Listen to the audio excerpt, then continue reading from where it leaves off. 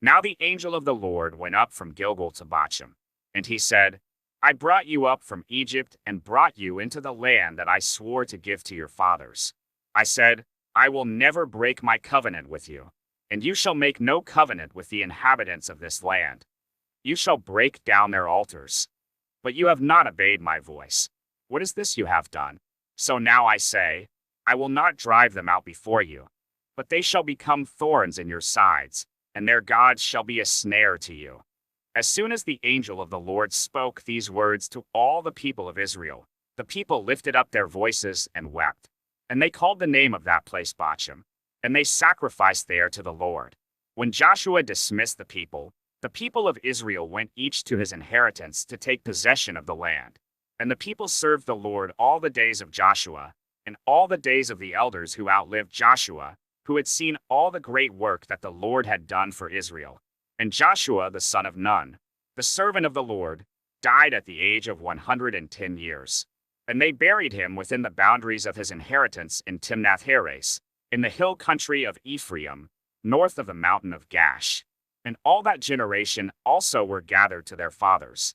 And there arose another generation after them who did not know the Lord, or the work that he had done for Israel. And the people of Israel did what was evil in the sight of the Lord, and served the Baals. And they abandoned the Lord, the God of their fathers, who had brought them out of the land of Egypt. They went after other gods, from among the gods of the peoples who were around them, and bowed down to them. And they provoked the Lord to anger. They abandoned the Lord and served the Baals and the Ashtaroth. So the anger of the Lord was kindled against Israel, and he gave them over to plunderers, who plundered them. And he sold them into the hand of their surrounding enemies, so that they could no longer withstand their enemies.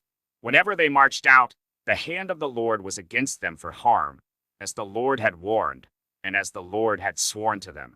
And they were in terrible distress. Then the Lord raised up judges, who saved them out of the hand of those who plundered them. Yet they did not listen to their judges, for they whored after other gods and bowed down to them. They soon turned aside from the way in which their fathers had walked, who had obeyed the commandments of the Lord, and they did not do so.